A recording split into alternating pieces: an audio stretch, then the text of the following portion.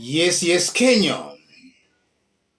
Tamu sana, yes.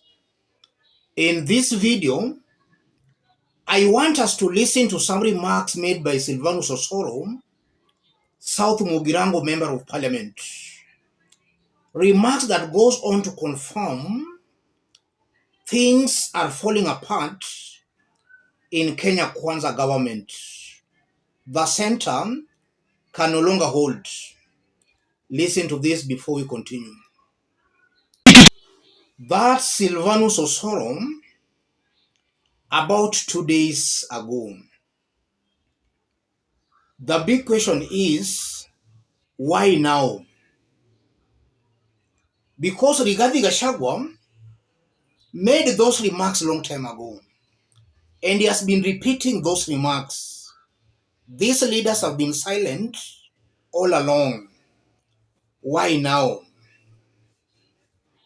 Upon answering that question, Kenyans will understand what's happening in Kenya Kwanza and what's happening on the ground. But before we answer that question, I want us to remind ourselves of what Bonny Khalwale also said about 1 week ago. Ruto, Mheshimiwa Rais, I want to tell you today from Kakamega, watu wenye umepatia kazi wamekuingiza kona mbaya sana.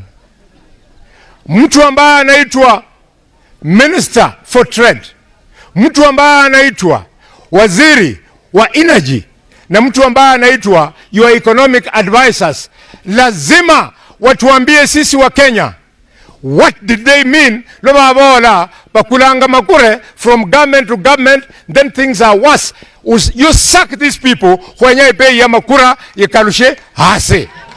I was elected in this country of Kenya to serve the poor.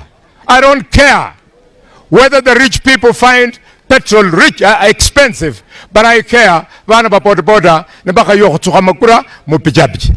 President Ruto, suck these people, otherwise serikali yako sasa at a small function like this inaanza kukaa kama iko na sura mbaya. Kweli urongo? Yes. Bonny Khalwale was indirectly saying Ruto has failed. His government has failed. Only that he was not brave enough to say that directly. But he was making those remarks in Kakamega because he had sensed that the ground was very hostile to him. So he wanted to excuse himself from the failures of Kenya Kwanza government. And that's the new strategy and trick these leaders supporting this government are using. When they are on the ground, they seem to be attacking the government. They seem to be attacking some leaders in government. When they are in Nairobi, they are supporting the government 100%. So Bonny Khalwale just wanted favor with the ground, and that's why he spoke that way. Osoro wants favor with the ground because Osoro is the person who mobilized members of parliament, including Azimio leaders, to support Finance Bill 2023. The pain the suffering Kenyans are going through, Osoro is responsible for that pain. On the ground, he now wants to turn against Kenya Kwanza government in order to get favors with the ground. That's exactly what is happening here. And for those who have been following me here, I've always maintained that as time goes by, any leader supporting Kenya Kwanza will find the ground very hostile to them. And already, the ground is becoming very hostile to these leaders. They now want to use propaganda, a new strategy to hoodwink the masses that are with them. Kenyans should reject that new strategy by Kenya Kwanza government. As long as a leader supports Kenya Kwanza, that leader should not come to the ground to pretend to be sympathizing and empathizing with Kenyans. They are responsible for the pains and sufferings Kenyans are going through, including Sylvanus Osoro. Kenyans should get that very, very clearly. Why now? Why now? They are attacking the government because the ground is now becoming hostile. That's why they're attacking the government now. All along, they have not been attacking the government and Rigathi Gachagua because they still felt the ground was still receptive and conducive.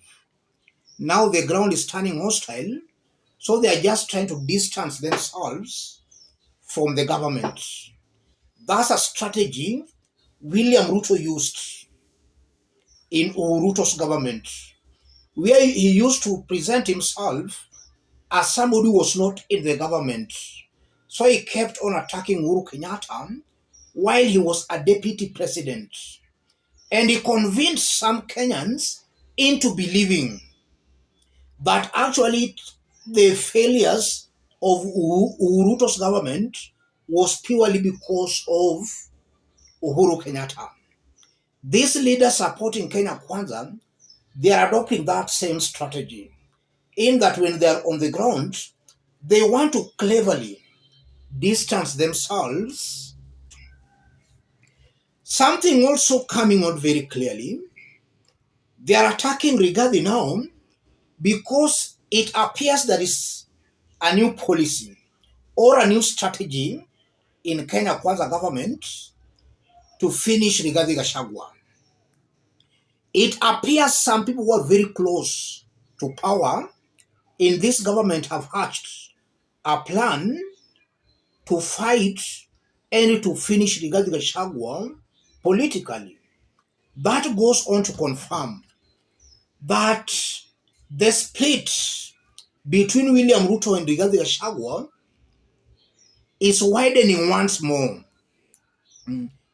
There was a lull, there was some peace, some silence. But in the recent days, it appears that the split is actually opening once again.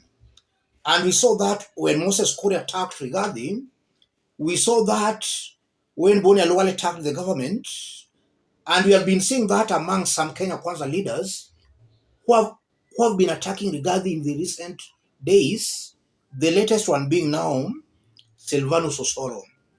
Rigathi is losing favor with the center of power in Kenya Kwanza government. That's what I'm seeing here, ladies and gentlemen. Let me stop it there. For those who may want to support our forum, I've pinned my number on the comment section. Contact me through that number, or feel free to channel any kind of a support to that number. And to those watching us outside Kenya, drop a comment, let us know from which part of the globe you are watching us from. If possible, subscribe, give this video a like. Thank you. God bless you. God bless Kenya.